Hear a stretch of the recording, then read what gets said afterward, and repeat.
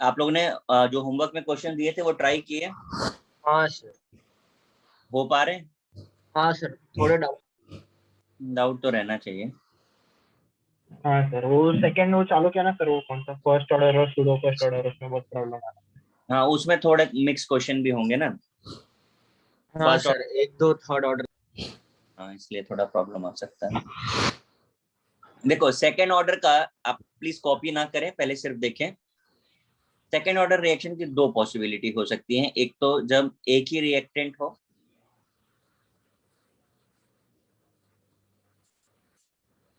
ठीक, और दूसरी पॉसिबिलिटी जब दो डिफरेंट रिएक्टेंट्स हों।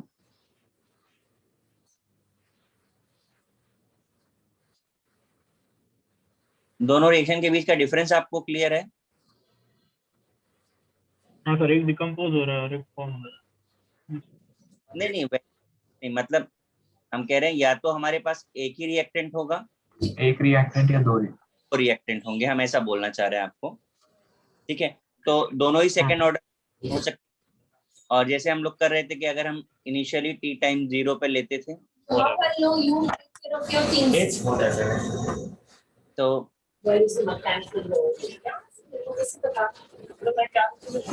रनक माइक म्यूट करना। रनक म्यूट करना माइक। तो ये हो गया, राइट। इसे हम रेट के टर्म में लिखेंगे तो डी एक्स डी टी के ए माइनस एक्स की पावर 2 लिख सकते हैं। आई डोंट थिंक किसी को यहाँ तक कोई प्रॉब्लम हो रहा होगा, नहीं सर। है ना। दूसरी वाली रिएक्शन में अब क्या है कि दो अलग अलग रिएक्टेंट हैं, तो 0 टाइम पर इसे हम ए और इसे हम बी लेंगे। टाइम टी पर अगर हम बात करेंगे तो ये कुछ ए माइनस एक्स डिकम्पोज होगा और ये कुछ बी माइनस, थोड़ा थोड़ा इक्विलिब्रियम से रिलेट हो रहा होगा अगर आपको याद आ रहा हो, हाँ सर। है ना। तो ये हो गया। अगर इसे हम रेट के टर्म में लिखेंगे तो D X by D T, में सिर्फ कंपेयर करा रहा हूँ और आपको फिर से वही बात बोलूंगा कि बिल्कुल भी सेकेंड ऑर्डर पे क्वेश्चन हमको नहीं करने होते हैं, हमारे सिलेबस में नहीं है। कोई एक आध क्वेश्चन मिल सकता है जो डायरेक्ट फॉर्मूला बेस होगा, ठीक है। इसको इंटीग्रेट कर लें तो ये फॉर्मूला बिल्कुल जैसे फर्स्ट ऑर्डर का हमारा आया था, k is equal to 2.303 upon T A minus B in log B A minus X upon A B minus X, ऐसा कुछ इक्वेशन ये बनेगा हमारा। ठीक है, यहाँ पर जो आपको दिख रहा है, मैं इधर लिखता हूँ,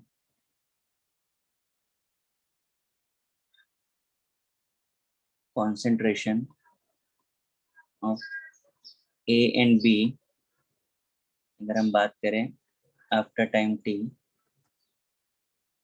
तो उसे रिप्रेजेंट कर रहा है ये a minus x and b minus x. A का कॉन्सेंट्रेशन है टाइम के बाद और बी का कॉन्सेंट्रेशन है टाइम टी के बाद। ठीक है, इसमें फिर डिफरेंट केसेस बनते हैं। अब इधर आ जाते हैं, अगर हम इसे इंटीग्रेटेड फॉर्म में लिखते हैं तो ये k is equal to 1 by T X upon A into A minus X, ये हो जाता है हमारा। दोनों फॉर्मूले आपको दिख रहे हैं। वही फिर जो इन पे बेसिक रिलेशन होता है कि हाफ लाइफ या के किस तरीके से डिपेंड करता है इन पे, वो सब चीज़ों की हमें ज़रूरत पड़ती है। पूरी इक्वेशन की ज़रूरत जनरली नहीं पड़ती है हमको। ठीक है, आप कॉपी कर लें।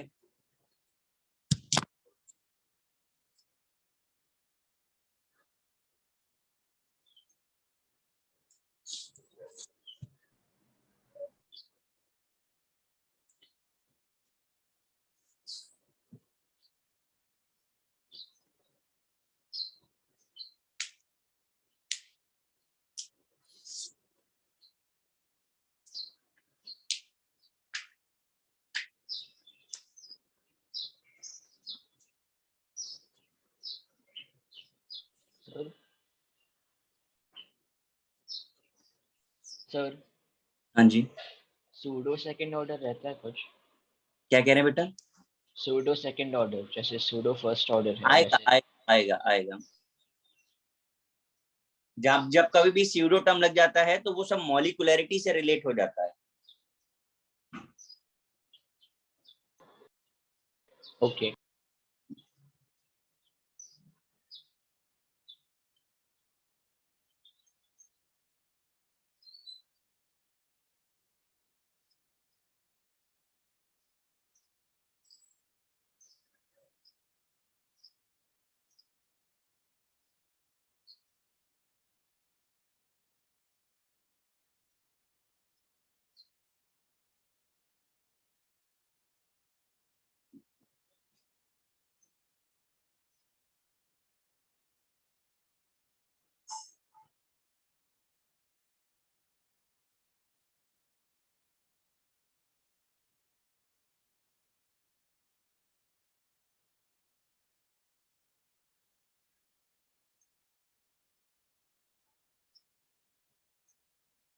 सर हाँ जी, तो x upon a into A minus X है ना, कहाँ पे? वहाँ पे sir k is equal to 1/t। ये हाँ, a into A minus X है, राइट।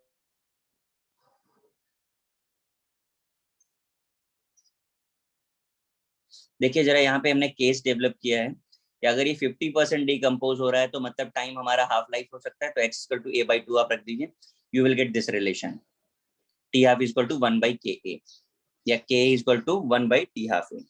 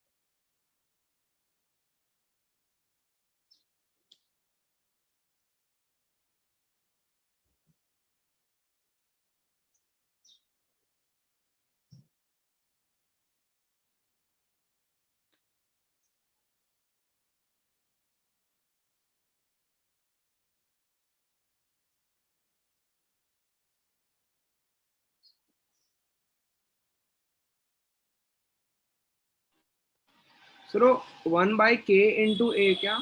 कह रहे हैं ना 1/k इंटू a। हाँ।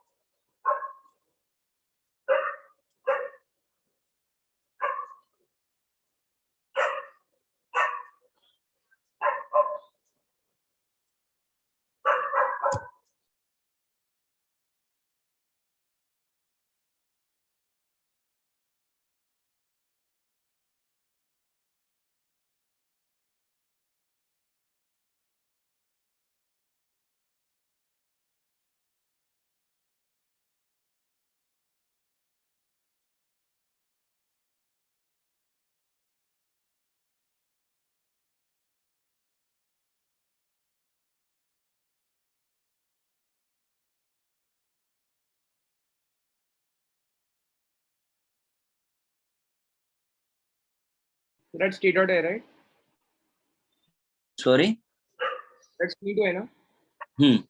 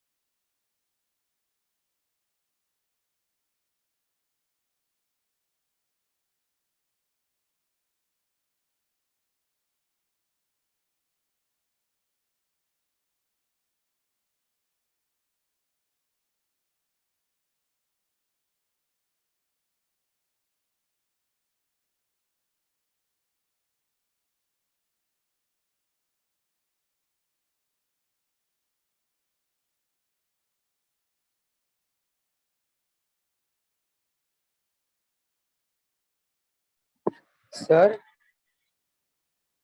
जी sir a is much greater than b, तो a minus x approximately a कैसे होगा?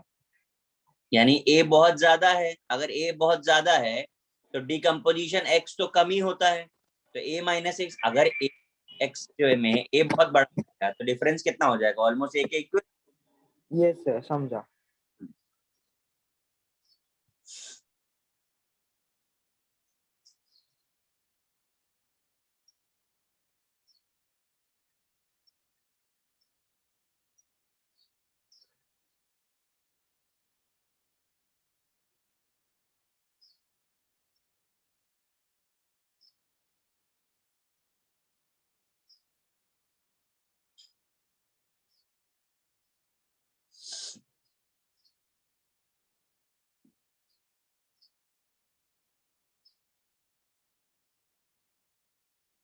सर हाँ जी, सर ये जो दो केस है सेपरेट कंडीशंस के लिए क्या, जब हम लोग सिर्फ दो प्रोडक्ट यूज कर रहे हैं, जब ए और बी दोनों अलग अलग? हाँ, दो अलग अलग केसेस में आपको बताया है, ठीक है। राइट साइड में जो मैंने लिखा है वहां पर आपको बताया कि जब दो रिएक्टेंट है like H2 plus Cl2, okay है ना, और लेफ्ट वाला जो है वो कोई डिकम्पोजिशन रिएक्शन हो सकती है। ओके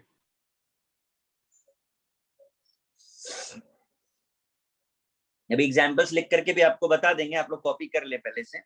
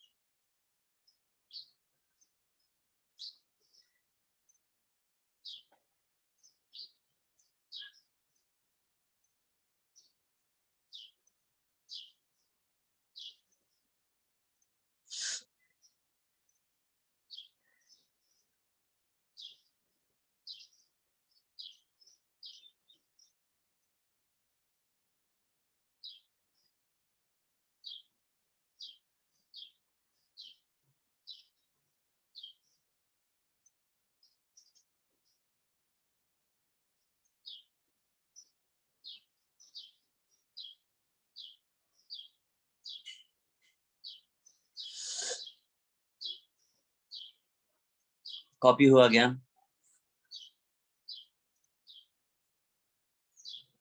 भाई, हो गया सबका कॉपी? हाँ सर। हाँ सर।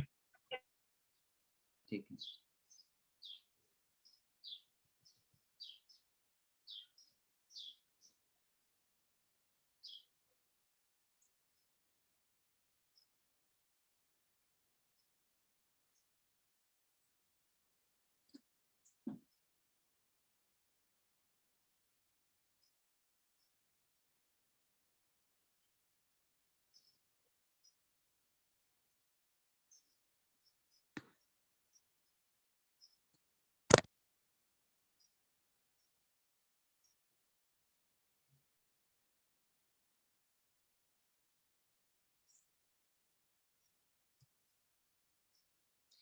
आपको हाइड्रोलिसिस रिएक्शन याद आ रही है, ग्रुप फर्स्ट ऑर्डर में हम लोगों ने पढ़ी थी,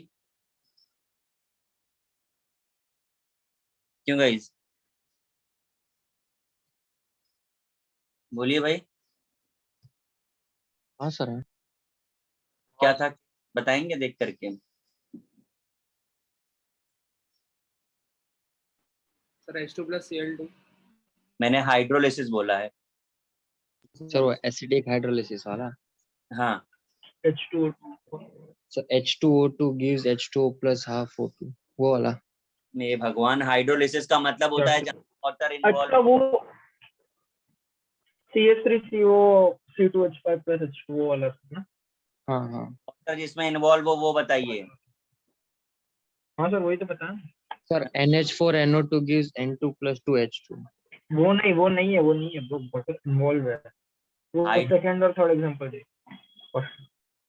तो CH3COO C2H5 प्लस वाटर वाला। हाँ, हाँ वही वही वही। वहां पे जहां पर भी वाटर आ जाता है उसे हम हाइड्रोलिसिस बोलते हैं। ठीक है, अब हो क्या रहा है कि Yes. जब वाटर इन्वॉल्व होता है हाइड्रोलिसिस में, ठीक है, तो उसे हम एसिडिक हाइड्रोलिसिस बोलते हैं। मैं आपको ये बातें क्यों बोल रहा हूँ, क्योंकि हम फिर से हाइड्रोलिसिस का ही एग्जाम्पल दे रहे हैं और आपको थोड़ा याद करने में इजी रहेगा अगर आपको ये बात समझ आ जाती है तो।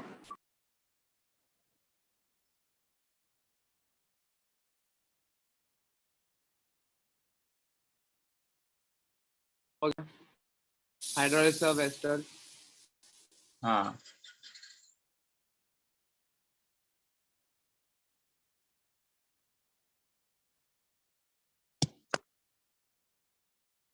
अगेन स्टार्टेड यार, नॉनसेंस। सर आप लोग के साथ क्या होता है? ये सच में पता नहीं क्यों तुम्हारे बैच में क्यों होता है ये। लास्ट क्लास आपने जब बोर्ड भी चालू किया था तभी, बाद में कभी नहीं हुआ फिर उसके बाद। हाँ, पता नहीं क्या हाँ। प्रॉब्लम, बुरा मान जाता है। सर लगता है दुश्मनी पाल लिया हम लोग से। बाकी बैचेस को कोई प्रॉब्लम नहीं, उसमें सब में चल रहा है, तुम्हारा बैच का। सर वो बोल रहा है डील हो गया हम लोग बैच के लिए, हम लोग के बैच के लिए। सर हम अपना नाम चेंज करा ब्लू से इंडिगो कर देते। हाँ, ये रिएक्शन है, देखिए इसे भी हम हाइड्रोलिसिस बोलते हैं। क्या क्या प्रोडक्ट्स बनेंगे?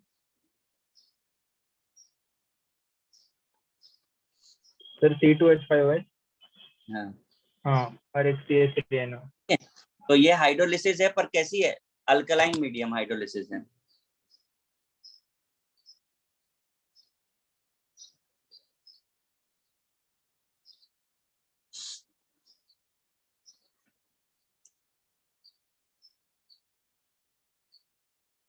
सोडियम इथेनॉइड ना। हाँ, सोडियम एसीटेट या सोडियम इथेनॉइड। ठीक है, सोडियम एसिटेट और तो क्या आप देखिए इथेनॉल। इस वाला एग्जांपल इस पे सेट हो रहा है कि नहीं हो रहा है?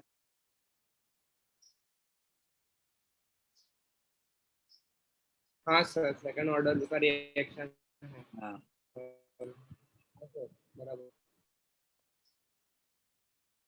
तो इसमें कंसंट्रेशन डिफरेंस का एक बार समझा दो ना इसमें। क्या जी? तो जो केस टू जो हम लोग ने बनाया ना, उसके लिए जब there are two reactants, two different reactants, तभी हाँ, अब फर्स्ट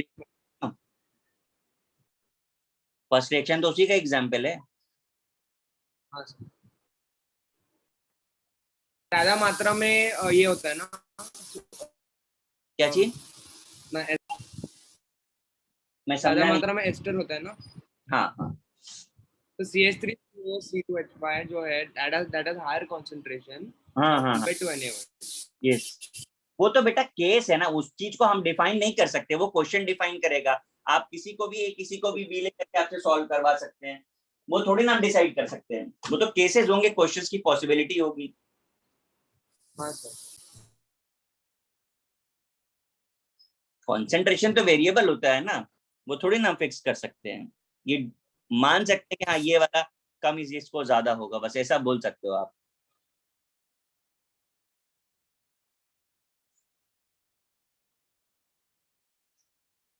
इसमें बस दो ही केस है सर, अरे टू ऑर्डर। ये सब सिलेबस में नहीं है, लेकिन आपको सिर्फ बता रहा हूँ एक आइडिया के लिए कि समटाइम ना क्वेश्चन कंपैरिजन के आते हैं। तो अगर क्वेश्चन कंपैरिजन का, तो आपको नया नहीं लगना चाहिए। आप ऑफिशियल उठा करके देखेंगे तो है ही नहीं हमारे सिलेबस में ये सब। अपना सेकंड ऑर्डर नहीं है ना, सिलेबस में। जीरो और फर्स्ट वो ऑर्डर। थर्ड भी नहीं है ब्रो। हाँ, थर्ड भी नहीं, बट थोड़ा आइडिया के जस्ट लिए जस्ट बोल रहा हूँ नॉलेज, जस्ट नॉलेज। कि सबका, क्योंकि डेरिवेशन सेम है, स्टेप सारे सेम है, तो कोई दिक्कत नहीं है। आप एक बार चीज को लिख करके रखिए, कभी जरूरत पड़े तो आइडिया हो जाएगा। Yes sir. जिस चीज की जरूरत होगी वो भी हम बता देंगे।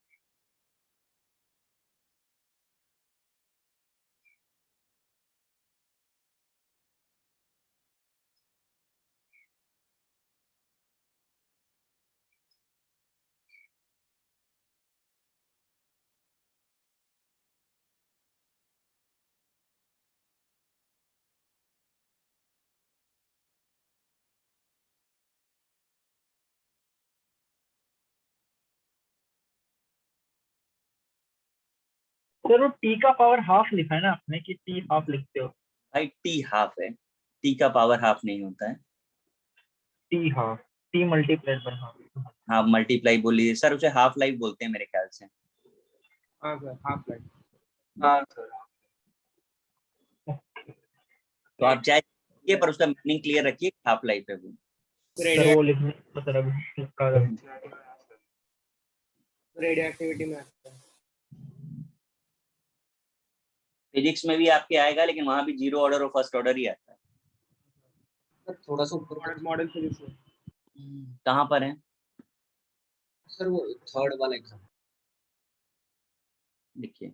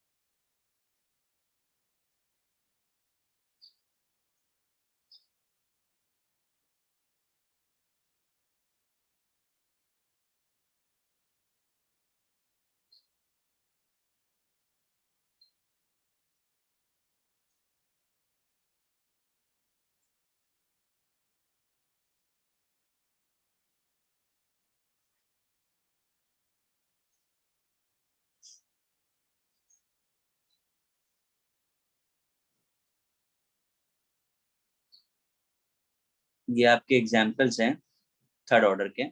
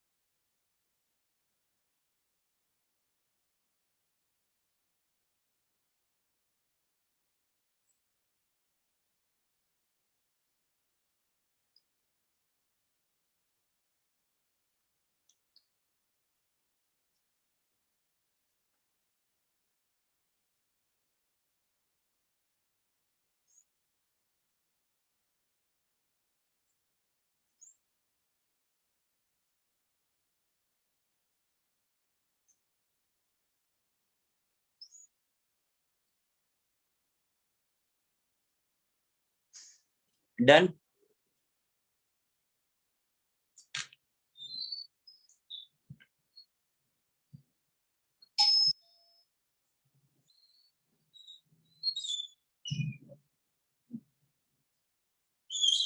अभी मैंने जो भी आपको लिखाया है उसका मैं समरी बताने जा रहा हूँ।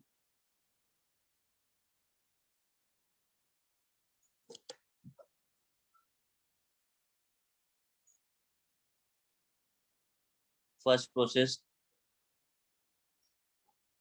इंटीग्रेशन मेथड,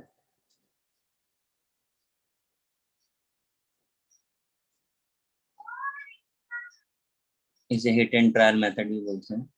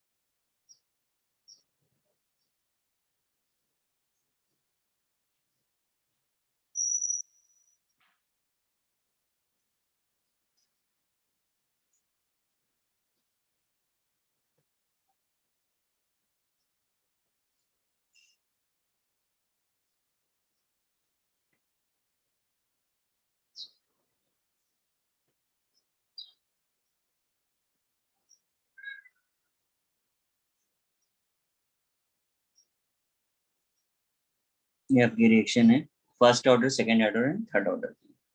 इंटीग्रेशन मेथड में जो हमने फॉर्मूलेस निकाले थे।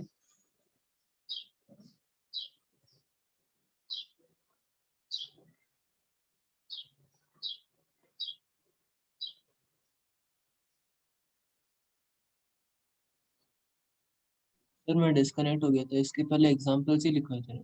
बस हाँ ठीक।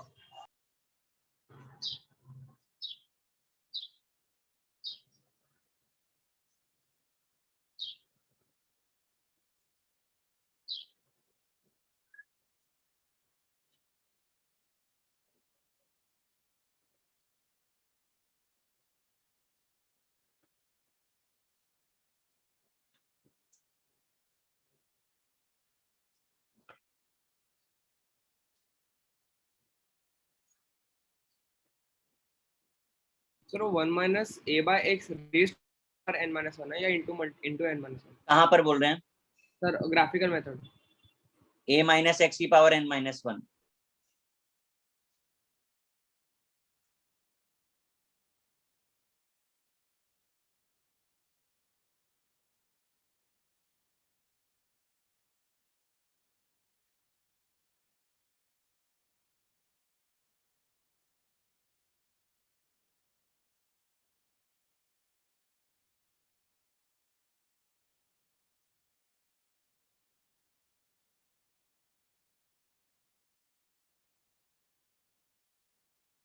सर ये nth ऑर्डर क्या होता है? क्या चीज? अरे मतलब उसमें 1 2 3 4 डाल सकता है तू। ओके।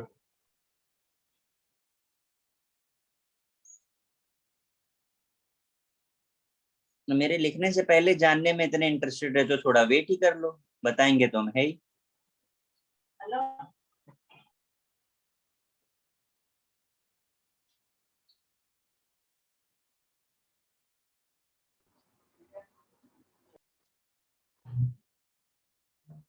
यहाँ पे मैंने zero order, first order. Third को क्यों छोड़ दिया सर?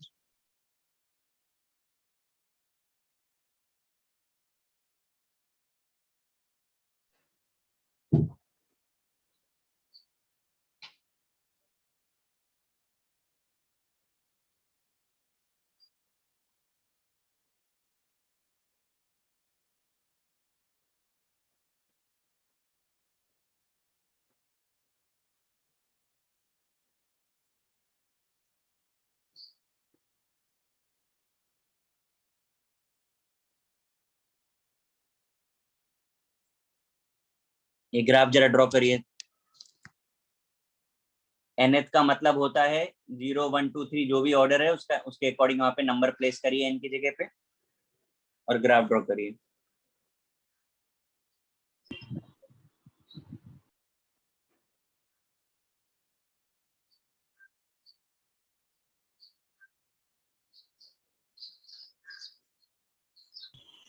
सर हमें ड्रॉ करने का? सर आप कर दीजिए, पड़ोसी को बुला के करवा लीजिए।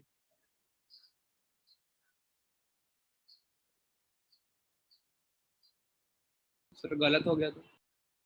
गलत हो गया तो जेल चले जाएंगे।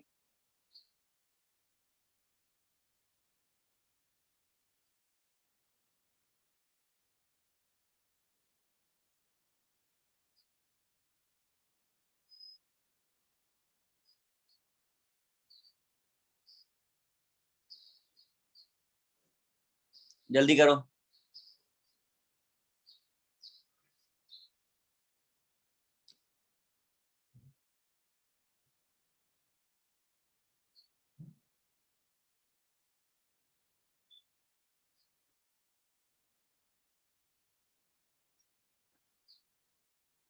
हमने सेकंड केस में आपको बताया है जो रिमेनिंग कॉन्सेंट्रेशन होती है टाइम के साथ वो किस तरीके से डिपेंड करती है। n-1 है, अगर 0 ऑर्डर हो गया तो n की वैल्यू क्या हो जाएगी? 0। तो ग्राफ कैसा हाँ। बनेगा? Linear graph. स्ट्रेट स्ट्रेट होगा। पॉइंट होगा। 45 ऐसा? 45 क्या होगा?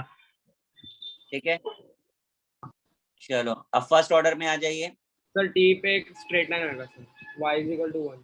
अगर आप यहाँ n की जगह पे 1 रखोगे तो ये 0 हो गया, यानी टाइम कैसा हो गया? ऐसा। Independent of constant. इंडिपेंडेंट।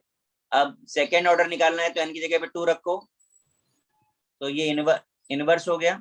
हाँ सर। 1/a माइनस है, क्या बनेगा?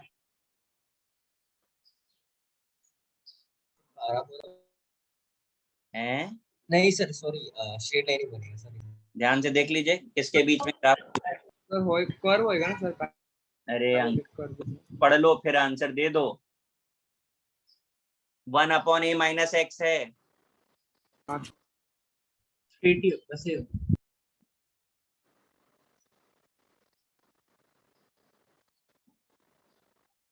स्ट्रेट ही होएगा सर? हाँ जी, स्ट्रेट ही होएगा सर ऑर्डर के लिए भी? हाँ जी, बना दिया स्ट्रेट। तो थोड़ा सा ऊपर लेंगे। थोड़ा नहीं हो पाएगा, पूरा जाएगा। ठीक है। ये लीजिए।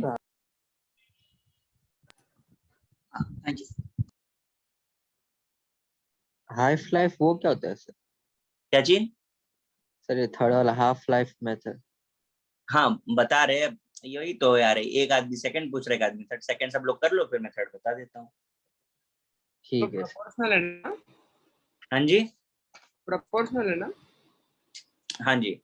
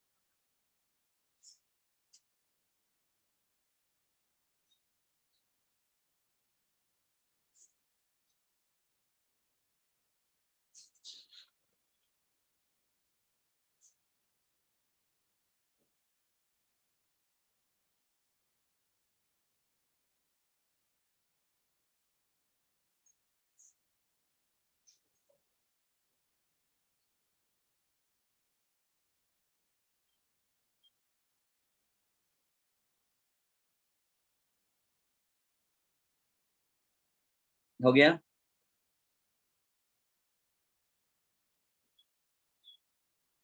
हाँ सर। अब थर्ड ये मेथड। सर एक मिनट। अरे भगवान,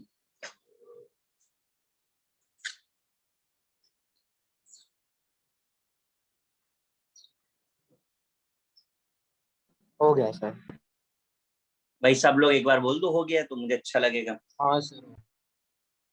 ठीक है, नेक्स्ट है हाफ लाइफ मेथड, जहां पर हम इनिशियल कॉन्सेंट्रेशन को हाफ लाइफ के साथ रिलेट करते हैं। तो आप देखिए अगर n की जगह पे 0 रखोगे तो क्या रिलेशन आएगा,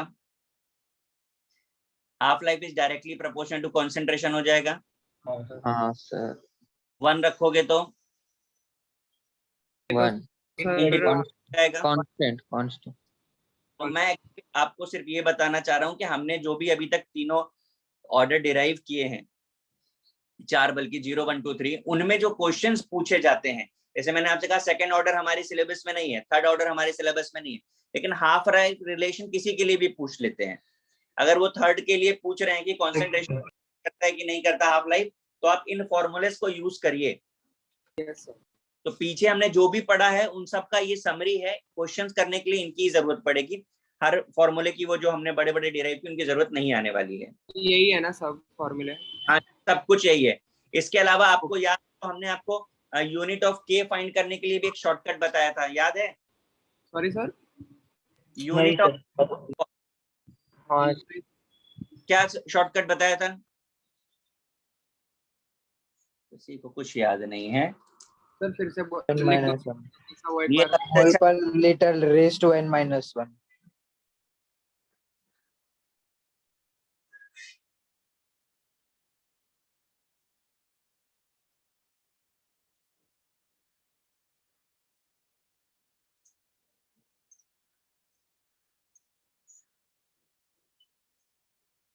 तो क्या है सर, a इंटू टी ना? अब मुझे कर लेने दो उसके बाद बोलो। यहाँ पर जो है आपको यूनिट ऑफ के फाइंड करने के लिए 0 ऑर्डर है, फर्स्ट ऑर्डर के है, सेकंड ऑर्डर का के है, यूनिट फाइंड करने के लिए लीटर पर मोल n-1 सेकंड -1 लिखा हुआ है।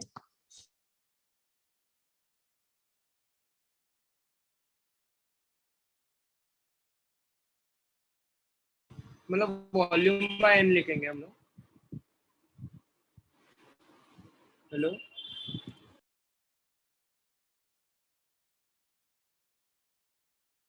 क्या बोल रहे हैं?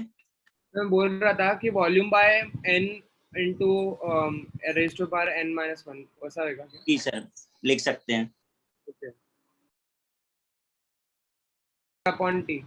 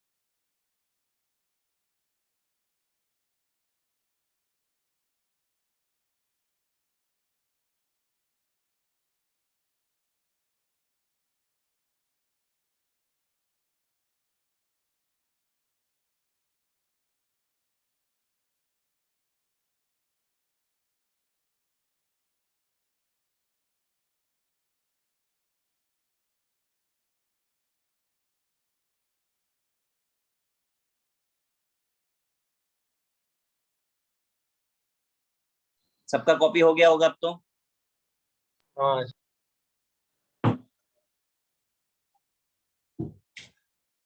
ठीक है,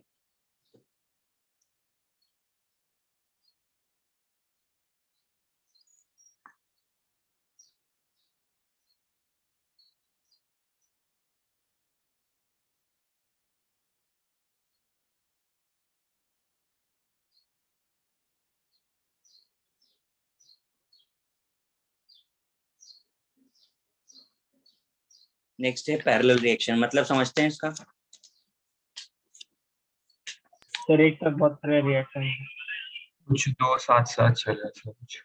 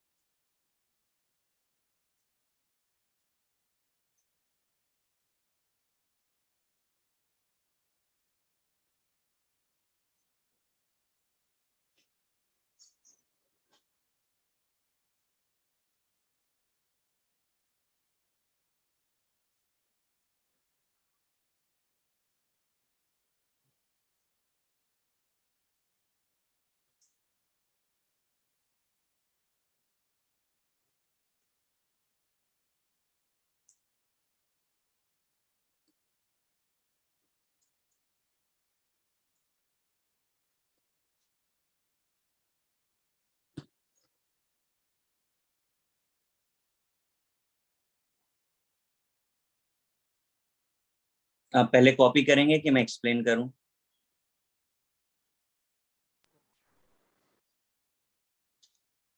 सर एक्सप्लेन कर दो ना। एक्सप्लेन कर दूं? देखिए जरा, हम पैरेलल रिएक्शन की बात कर रहे हैं। Reaction in which substance react और decompose in more than one way. एक से ज्यादा स्टेप्स में रिएक्शन ब्रेक हो रही है। इसके लिए कांस्टेंट K1 और इसके लिए कांस्टेंट K2 है। हमें पता है रेट किस पे डिपेंड करता है, रिएक्टेंट्स पे डिपेंड करता है। तो हम इसे लिख सकते हैं इस तरीके से, rate is equal to K1 plus K2/A। ठीक है, फर्स्ट स्टेप क्लियर है? आपको आवाज आ रही कि नहीं आ रही मेरी? हाँ सर। कट के हाँ आ सर। गया। ठीक है। इसके बाद हम जब B के लिए रिएक्शन लिखते हैं तो dB/dt is equal to K1A, इस पे डिपेंड करेगा। इसी तरह जब हम C के लिए लिखते हैं तो दिस बिकम ऐसा K2A। अगर इन दोनों को हम डिवाइड कर दें तो विल गेट रिलेशन दिस, कि rate of B upon rate of C is equal to K1/K2 होगा। बात समझ आ रही है?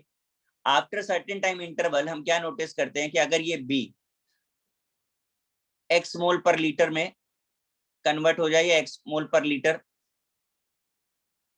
बनाता है और ये y मोल पर लीटर फॉर्म कर रहा है प्रोडक्ट, ये जो स्टेटमेंट यहाँ मैंने लिखा हुआ है, after certain time interval x and y मोल पर litre form from B and C। तो फिर से हम जरा B निकालें तो dB/dt अब की बार क्या है, प्रोडक्ट है, x अपॉन dt हो जाएगा, मोल पर लीटर पर टाइम। इस तरह C के लिए मोल पर लीटर पर टाइम हो गया। इन दोनों को डिवाइड करते हैं तो हमको x और y मिलता है। Now we can relate this equation 1 with this equation 2। इसे हम इक्वेशन 2 बोल देते हैं। जब आप रिलेट करोगे you will get this relation. बस this is your final part. Question करते समय इसे फॉलो करना होता है हमको, कि जो भी यहाँ पर हमारा रेट कांस्टेंट है वो इन कॉन्सेंट्रेशन पे डिपेंड करता है।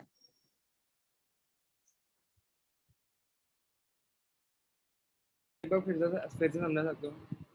क्या चीज? तो समझा सकते हो, मैं डिस्कनेक्ट हो गया। अच्छा हुआ आप डिस्कनेक्ट हो गए। यहाँ पर रिएक्शन को आपको बताया है कि रिएक्शन 2 स्टेप में कंप्लीट हो रही है, 2 अलग अलग प्रोडक्ट्स फॉर्म कर रही है, दोनों के रेट कांस्टेंट अलग अलग है। इनके रेट के टर्म में लिखा तो दोनों का लिए रिएक्टेंट कॉमन है, तो rate is equal to K1 plus K2A हो गया। हाँ सर। जब हमने B के लिए फाइंड किया तो B K1A हो गया, इसका रिएक्टेंट ये है।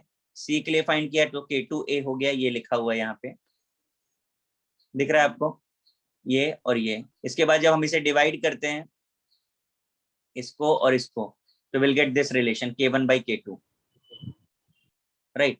अब हमने क्या नोटिस किया, आफ्टर सर्टेन टाइम इंटरवल अगर ये B डिकम्पोज होकर के x मोल पर लीटर बना रहा है और C y मोल पर लीटर बना रहा है, तो इस पर भी सेम रेट लॉ हमने अप्लाई कर दिया। तो dB/dt equal to x upon dt हो गया and dC/dt equal to y upon dt हो गया। इसे डिवाइड किया तो will get this relation. K1/K2 x by 1। हाँ तो K1/K2 is equal to x by 1, हाँ where x and y is number of moles. हाँ जी। Understood.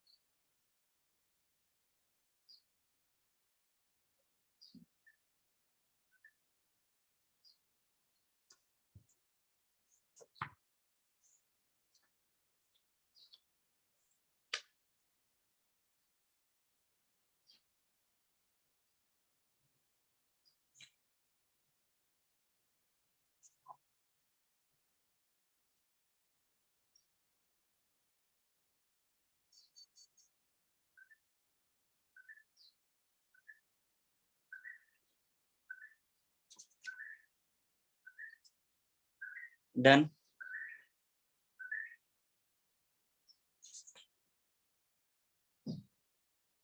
Yes.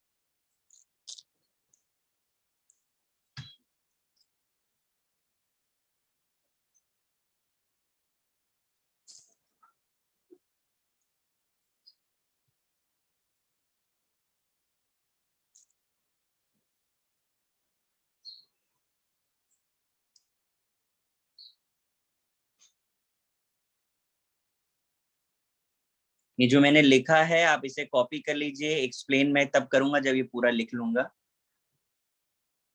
Okay sir.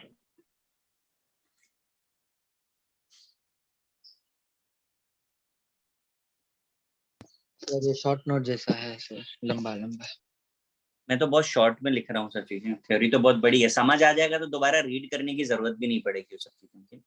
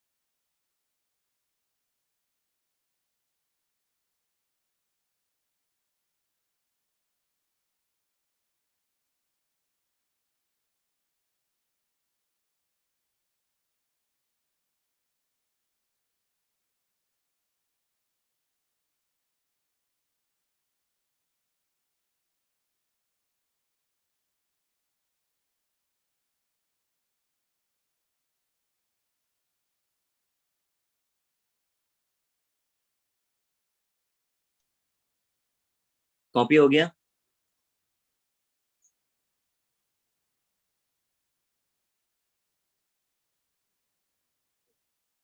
Guys copy कर रहे थे कि नहीं कर रहे थे? हो गया सर। हो गया ठीक। सर।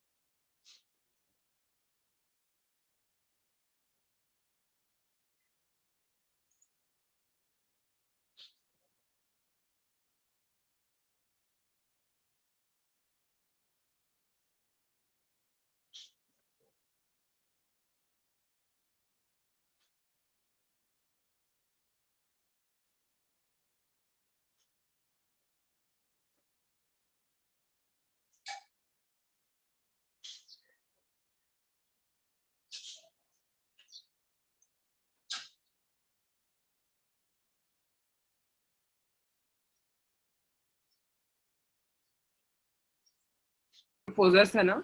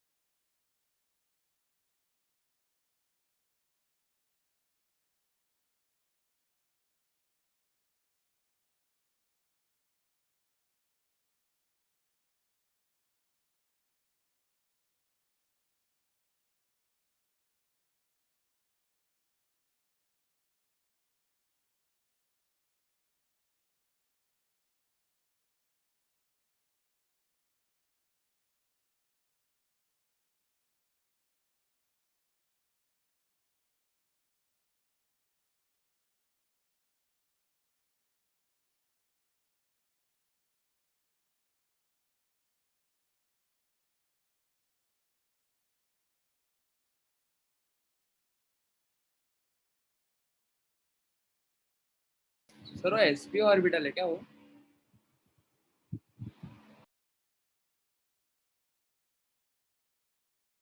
हाँ सर। नहीं, मुझे मत बनाओ, अभी रुक जाओ। वो लगा।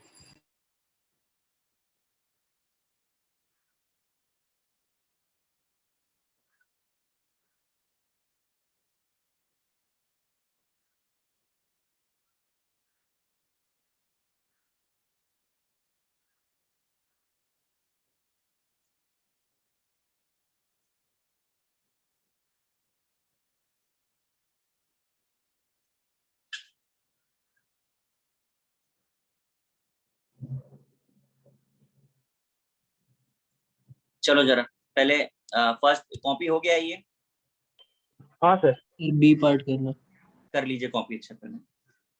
सर ऊपर वाला आपने बताया नहीं। हाँ ऊपर वाला भी 2 नहीं अलग था।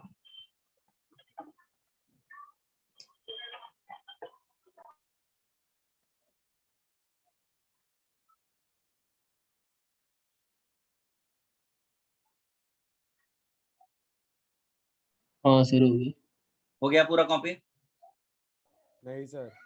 नहीं सर। करिए कॉपी।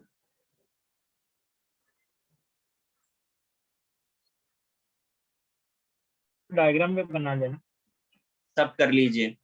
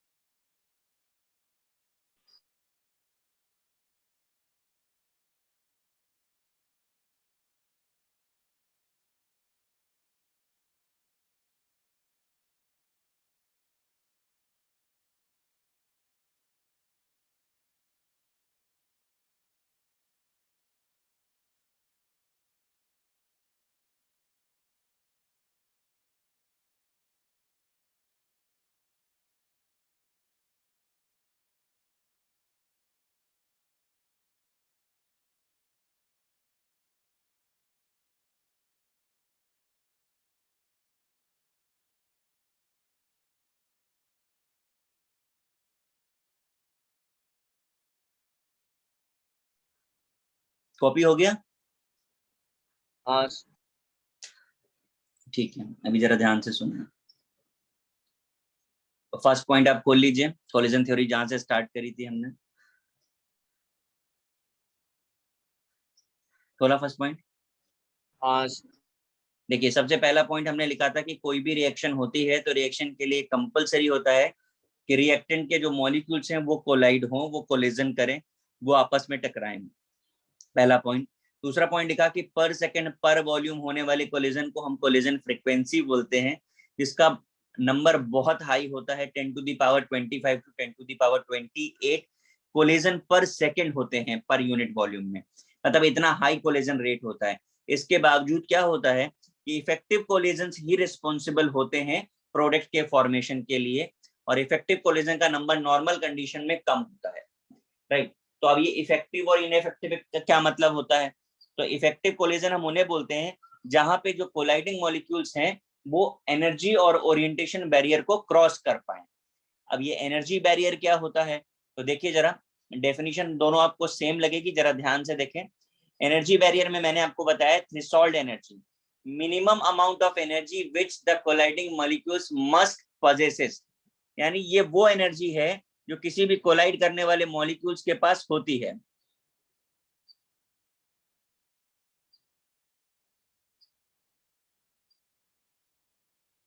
दिख रहा है आपको? हाँ ठीक है। और एक्टिवेशन एनर्जी वो है जो हम पार्टिसिपेशन के लिए उसको दे रहे हैं। डिफरेंस दोनों में दिख रहा है आपको? हाँ सर। ठीक है। तो अब इनके मतलब क्या रिलेशन होता है? तो activation energy is equal to threshold energy minus average kinetic energy of reacting molecules. एक काम कर लेते हैं, हम अगर थ्रेशोल्ड को इधर शिफ्ट कर दें तो नेगेटिव साइन के साथ हो जाएगा। हाँ। अब मैं आपसे ये पूछूं अगर कि रिएक्शन को फास्ट करने के लिए एक्टिवेशन एनर्जी कम होना चाहिए या ज्यादा होना चाहिए? ज्यादा होना चाहिए। बिल्कुल गलत, इसीलिए पूछ। कम। एक्टिवेशन नाम से आपको ऐसा लगता है जैसे एक्टिवेट करने वाली एनर्जी है, जबकि activation energy is actually resting energy, oh sorry sorry, है ना। एक्टिवेशन मतलब जितना कम होगा रिएक्शन उतना फास्ट होता है, ठीक है। तो it should be always lesser. तो अगर ये कम होगा तभी काइनेटिक एनर्जी ज्यादा हो पाएगी। बात समझ में आ रही है आपको? हाँ सर। अच्छा, है। जितना ज्यादा काइनेटिक एनर्जी होगा उतना प्रॉफिट है। हाँ, हमारे तो काइनेटिक एनर्जी ज्यादा होना चाहिए ना रिएक्शन को फास्ट करने के लिए, हाँ सर। ठीक है। तो एक्टिवेशन एनर्जी कम होती है। इवन एक बड़ा पॉपुलर क्वेश्चन है, आगे पढ़ेंगे भी हम लोग, कि पॉजिटिव कैटलिस्ट जो होते हैं वो एक्टिवेशन एनर्जी को कम करते हैं या ज्यादा करते हैं? कम करते हैं। कम। कम कम करते हैं। तो एक्टिवेशन एनर्जी हमेशा कम ही होनी चाहिए, इज इट। अब लेकिन सिर्फ एनर्जी के बैरियर से काम नहीं चलता। एनर्जी तो हमारे पास आ गई, इसके बाद अब हमको क्या देखना होगा? ओरिएंटेशन देखना होगा। ओरिएंटेशन का मतलब क्या होता है? तो ए और बी गिव्स प्रोडक्ट मैंने बोला है, और यहाँ पर ए और बी के बहुत सारे हमने स्ट्रक्चर्स आपको दिखाए हैं। इनमें से कौन सा कोलिजन इफेक्टिव है और कौन सा इनइफेक्टिव? तो इफेक्टिव कोलिजन जो होता है वो हेड ऑन या एंड ऑन होता है। तो इसमें से कौन सा इफेक्टिव कोलिजन आपको दिख रहा है? Sir B, sir first. B वाला और ए वाला। अच्छा, डी वाला कैसे दिख रहा है आपको? नहीं सर, बी वाला, बी एंड ए। ये वाला कोलिजन होगा इफेक्टिव, या फिर ये इफेक्टिव हो सकता है हाँ सर। है ना। बाकी के हम उसे इनइफेक्टिव कोलिजन बोलेंगे। क्लियर है बात? सर ऐसा क्यों सर? हेड ऑन कोलिजन हमेशा इफेक्टिव होता है। नहीं, आपने ये जो रेड पॉइंट मैंने दिखाया है ना, ये इसका एक्टिव सेंटर है। अभी कैटलिस्ट में पढ़ोगे, यहाँ तो थ्योरी आती नहीं है, ये एक्टिव सेंटर है, यानी ये की पॉइंट है जहां पर कंबाइन करने से रिएक्शन प्रोसीड करती है। अब आप इसको यहाँ पे टकरा रहे हो, यहाँ कुछ है ही नहीं रिएक्शन करने के लिए। भाई की कहां पर लगेगी? जहां पे लॉक का पॉइंट होगा। अब बात, तो ये उसका की पॉइंट है, तो जहां पर की पॉइंट पे कनेक्ट होगा वहीं पे रिएक्शन में वो कंबाइन करेगा, वरना वो कंबाइन ही नहीं करेगा। ये कहाँ रिएक्शन कर पाएगा? इसका एक्टिव पॉइंट है ही नहीं यहाँ पे। एक्टिव पॉइंट तो ये रहा इसका, इफेक्टिव नहीं। है ना। हर रिएक्टेंट के लिए एक एक्टिव पॉइंट होता है, उस एक्टिव पॉइंट को टच करेंगे तभी वो रिएक्शन में पार्टिसिपेट करेगा। Okay is it? सर। ठीक है, मैं आगे चलता हूँ। किसी को कुछ कॉपी तो नहीं करना है यहाँ पे?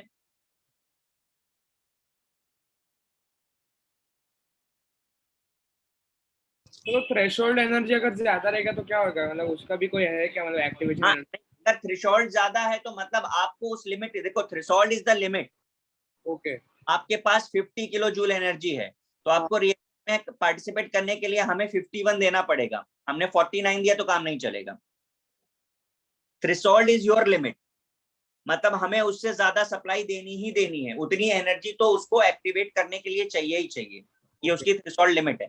फोटो इलेक्ट्रिक इफेक्ट में भी आपने ये टर्म पढ़े होंगे। हाँ सर, थ्रेशोल्ड एनर्जी, यस। हाँ,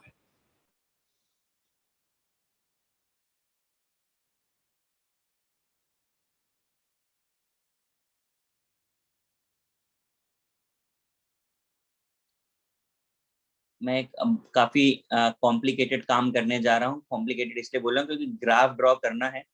ये बेसिक लाइन तो ड्रॉ हो जाती हैं, आगे करना बड़ा टास्क है मेरे लिए, ठीक है। तो आप पहले देख लें, इक्विलिब्रियम में ये आप पढ़ा हुआ है, शायद आपको थोड़ा याद आ रहा हो।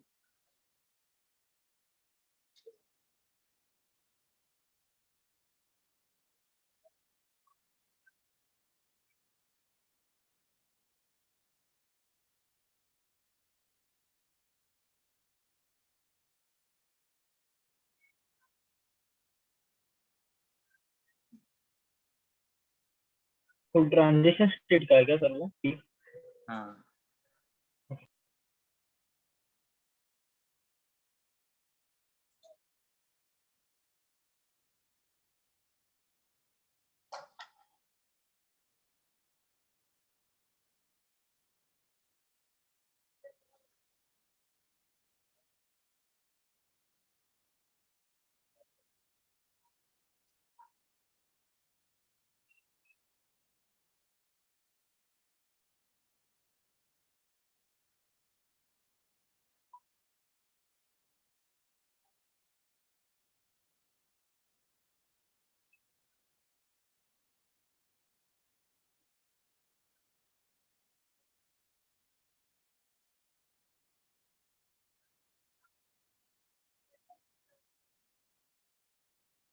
थ्रू HP लिखा है क्या? हाँ जी। ओके।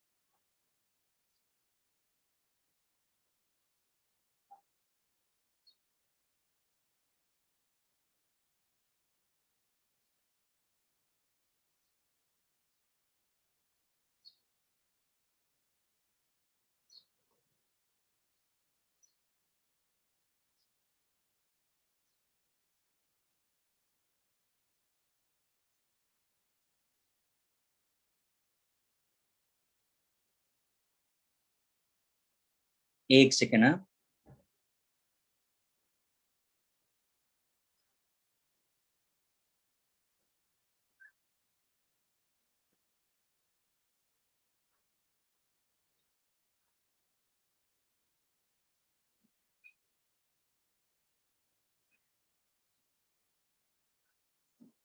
देखिए जरा, एक जो ग्राफ ड्रॉ किया है हमने, ये रिएक्टेंट की एनर्जी को रिप्रेजेंट करता है, ये प्रोडक्ट की एनर्जी को। दोनों ही ग्राफ हैं। ये एक्टिवेशन एनर्जी है और इसका डिफरेंस डेल्टा एच आता है। तो दोनों तरफ हमने एंथैल्पी चेंज दिखाया है। अब बताइए जरा, पहले वाले ग्राफ में डेल्टा एच नेगेटिव आएगा या पॉजिटिव आएगा? नेगेटिव। अगर नेगेटिव आया तो रिएक्शन एक्सोथर्मिक हुई क्या एंडोथर्मिक? एक्सोथर्म। ये एक्सो है तो ये पक्का हाँ। एंडो है। ठीक है। इसके बाद डेल्टा एच आपको निकालना है तो activation energy forward minus backward होता है, दैट इज नॉर्मल। अगर आपको रेट फाइंड करना है और कोलेजन फ्रीक्वेंसी आपको दी है तो into total number of effective collagen का फ्रैक्शन, यानी कि इफेक्टिव अपॉन टोटल आप करेंगे तो you will gate rate. Okay. EA लिखा है ना वो फॉरवर्ड हाँ, रिएक्शन। Activation energy.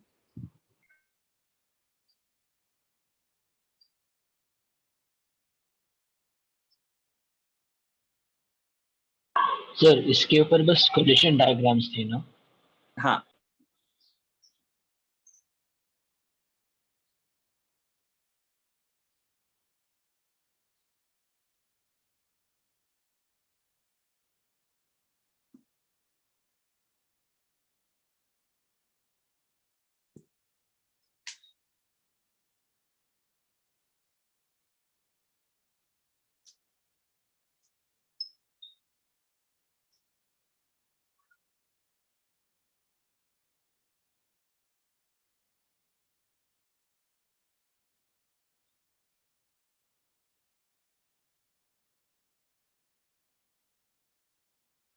ग्राफ हुआ है ना? नहीं सर, नहीं हुआ है? थोड़ा सा नहीं। लिखो लिखो। सर ब्रैकेट में फ्रैक्शन क्यों लिखा sir? Total number of effective collision. Actually हमको इफेक्टिव कोलिजन चाहिए ना, तो total number of effective collision आप कैसे निकाल पाओगे? इफेक्टिव अपॉन टोटल, हाँ हाँ ठीक। तो वो फ्रैक्शन इज रिक्वायर्ड।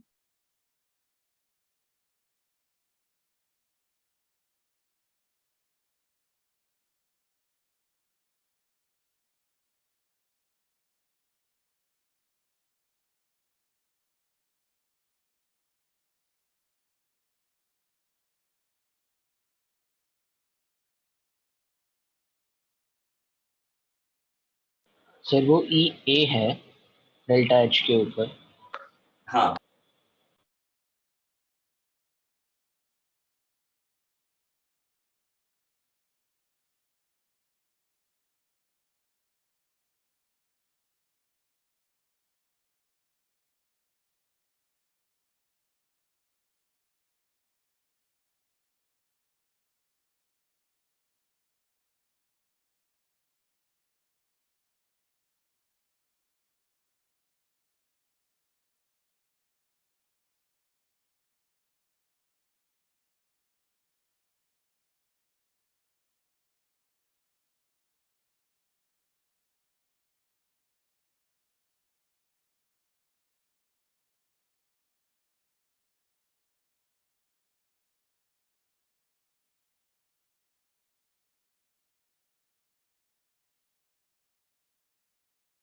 हो गया कॉपी?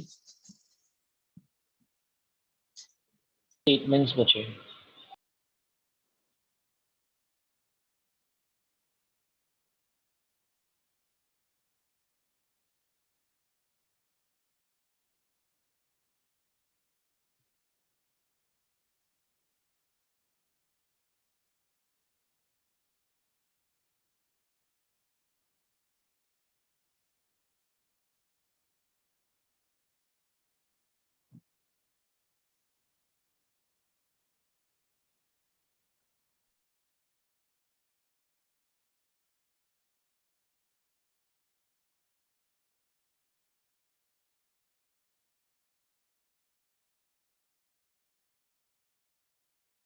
हो गया सर।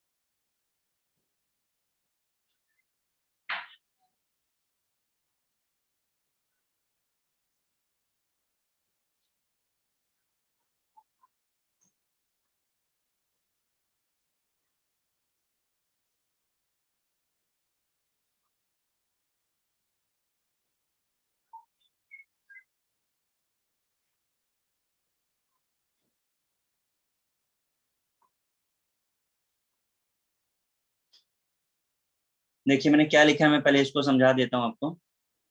कौन कौन से फैक्टर जो है रेट ऑफ रिएक्शन को अफेक्ट करते हैं। तो पहला है फिजिकल स्टेट, ठीक है। गैसियस रिएक्शन सबसे फास्ट होती है और सॉलिड रिएक्शन सबसे स्लो होती है। दूसरा है फिजिकल साइज, पहले भी डिस्कस किया है हमने, सरफेस एरिया पे डिपेंड करता है। जितना ज्यादा सरफेस एरिया होगा उतना ज्यादा फास्ट रिएक्शन होगा, इसीलिए पाउडर की रिएक्शन सॉलिड के कंपैरिजन में ज्यादा तेज होती है। नेक्स्ट आता है कॉन्सेंट्रेशन ऑफ रिएक्टेंट। तो मैंने वो रेट का टर्म ही लिख दिया है कि डायरेक्टली प्रोपोर्शनल टू कॉन्सेंट्रेशन की पावर n होता है, वो फर्स्ट ऑर्डर सेकेंड ऑर्डर जो भी है उसके अकॉर्डिंगली होगी, बट एनी हाउ इंक्रीज ही करेगा। दिख रहा है आपको? क्यों भाई? हाँ सर। क्या कैसे भी नहीं, पर्टिकुलर रेट में इंक्रीज करना। हाँ। अब टेम्परेचर आते हैं जिसपे सबसे ज्यादा क्वेश्चंस करने होते हैं। On increasing temperature by 10 degree Celsius rate of reaction increases 2 to 3 times. मैंने 2 और 3 लिखा है, आप चाहें तो 2 to 3 लिख दीजिए, बट जब क्वेश्चन का कैलकुलेशन हमें करना हो तो बड़ा स्मार्ट वहां डिसीजन लेना है। तो दो तरीके से किया जाता है इसका कैलकुलेशन। एक हम अप्रोक्सीमेशन बताते हैं जब, और अप्रोक्सीमेशन बताते समय हम सिर्फ 2 टाइम्स कंसीडर करते हैं, 3 नहीं करते हैं। For short temperature range approx आता है, और अगर एक्चुअल वेरिएशन चाहिए तो हमें आर्हीनियस इक्वेशन यूज करनी होती है। अब वो आर्हीनियस इक्वेशन लिखने के लिए मुझे पेज चेंज करना होगा, अगर आपका कॉपी हो गया हो तो बता दीजिए। एक मिनट, एक मिनट। टेम्परेचर बचा सर।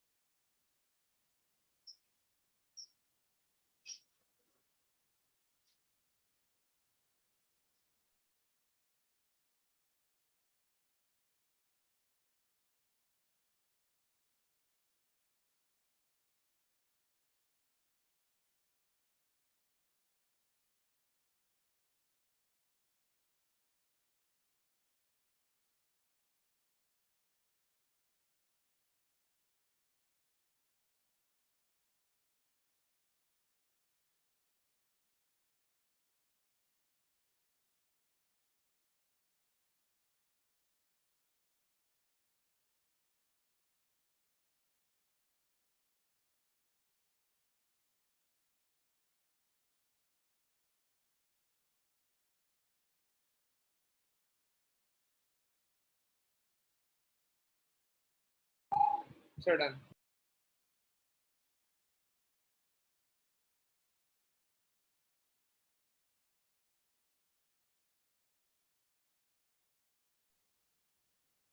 देखिए आर्हीनियस इक्वेशन क्या होती है।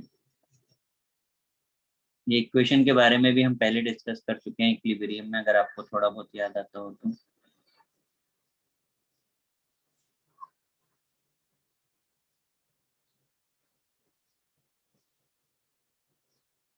के को हम रेट कांस्टेंट बोलते हैं।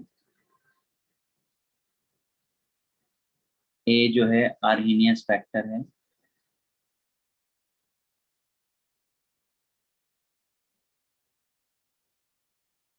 ई ए हमारा एक्टिवेशन एनर्जी है। सर ई नेपियर्स कांस्टेंट है ना? हाँ ई अपना नेपियर्स कांस्टेंट है ना इसमें? क्या है? ई ई हाँ ई क्या है? Napier's constant. ये क्या होता पूछ रहा हूँ सर। है? नहीं मुझे मुझे समझा ही नहीं क्या होता है? मैं पूछ रहा था कि वो वही है क्या ई?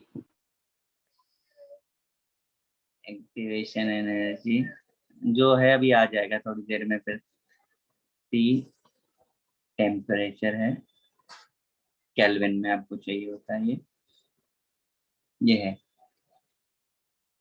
ठीक है।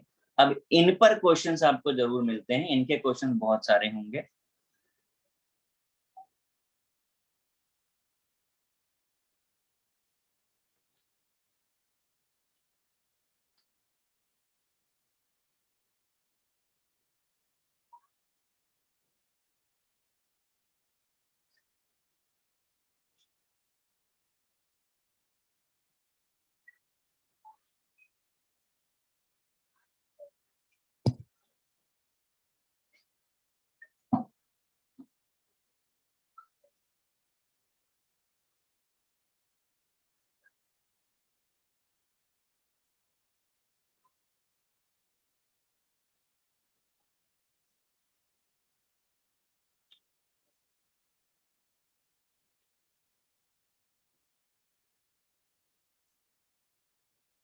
आप लोगों को मैंने जो दिया था सॉल्व करने के लिए, कहाँ से कहाँ तक दिया था? सर 1 से 50 और 91 से 101। ठीक है, अभी मैं आपको बोल रहा हूँ कि आपको पूरा सॉल्व करना है, ठीक है, क्योंकि जो बाकी रह गया है पढ़ाने के लिए उसके क्वेश्चंस जो हैं हार्डली 2-3 क्वेश्चंस हैं, वो आप करोगे आपको समझ में आ जाएगा कि आपको क्या नहीं आता है। वैसे तो आपको कुछ नहीं आता है, पर फिर भी आपको समझ में आ जाएगा क्या पढ़ा हुआ है। सर ये आप मजाक हम लोग के साथ के नहीं? सर कहना क्या चाहते? देखो, मतलब ऐसी बातों पे एकदम इंसान जाग उठा जो सोया हुआ था। सर कब से जाग रहे हैं सर? सर वैसे ये चैप्टर और कितना बाकी है? बाकी रहेगा बस 50 ग्राम। सर अभी बुक में 50 ग्राम तो था, उसमें सर ने 50 ग्राम बाकी रखा। 50 ग्राम का मतलब ये है कि हम इसे नेक्स्ट पे खत्म भी करेंगे, इसकी प्रैक्टिस भी करेंगे और पॉसिबल होगा तो इसके डाउट्स भी करेंगे। एक पेज सर आज जल्दी छोड़ रहे हो? 10 मिनट में जल्दी थोड़ी होता है, सर का रेगुलर 5 टाइम। मिनट पहले जल्दी होता है। अबे सर का रेगुलर टाइम है। मुझे कंप्लीट कर लेने दो मेरी बात, ठीक है। आपको मॉड्यूल का भी वो पूरा सॉल्व करना है। चैप्टर का जो भी पार्ट बाकी है उसे मैं नेक्स्ट पे कराऊंगा, और मुझे अभी तक मैंने चैप्टर में प्रैक्टिस नहीं कराई है।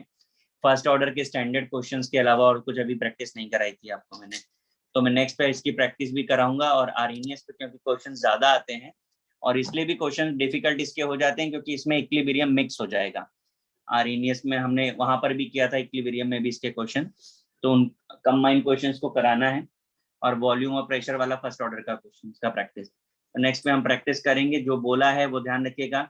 मॉड्यूल के क्वेश्चन सिंपल हैं, वो आप कर लीजिए, वो हम डिस्कस करेंगे ही, बट मैं आपको थोड़े अलग तरीके के क्वेश्चन प्रैक्टिस कराऊंगा। ओके गाइस, सर ये ऑन टिकिंग लॉग आगे बस वो इसलिए लिखा मैं, मुझे ये याद रहे कि मुझे क्या कराना है। आप सर ठीक है ना? हाँ सर, ठीक है sir, bye sir. Thank you sir, bye sir. Bye. Sir, thank you sir. Thank you sir, bye sir.